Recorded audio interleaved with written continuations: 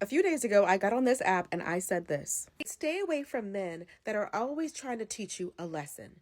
This man right here is the perfect example of exactly what I was talking about. Single guys, here's what it's like being married. My wife sent me to the store to buy the ingredients for pumpkin bars. I'm walking the aisles and realize canned pumpkin not on the list. Is this a mistake? Do we already have it? Let's call the wife to find out. She sends me straight to voicemail, shoots a text, can't talk. I respond with my dilemma and continue shopping. 10 minutes later, I'm ready to go. Still don't have a response. Call her again. Straight to voicemail, can't talk. Text her again, need an answer. Wait 5 minutes, leave. Now, could I have bought canned pumpkin? Yes, but if we already have it, it's gonna sit on the shelf for a year. You only use it at Thanksgiving. Halfway home, I get a text, we need canned pumpkin. I tell her I'm gone. She asks, can you go back? No! I called you twice. Now my wife is mad at me because she has to go to the store herself. Marriage.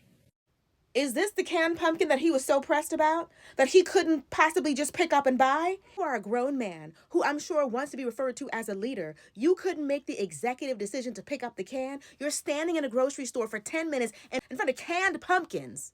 And you needed your wife to tell you whether to get it or not? And you're a leader?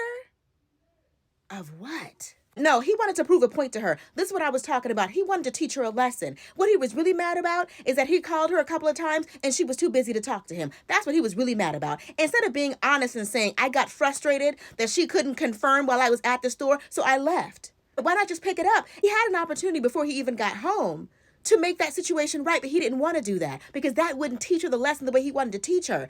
When she texted him, like, that's fine, but he's like, I already left. Turn back around. He wanted to get home and say, well, I tried to call you, which is immature and petty. It was all because he wanted to teach her, when I call you, you better answer. These are the kind of men that I'm talking about, trying to teach you a lesson. This is not what marriage is like. It's what marriage is like when you're married to an immature man-child like him.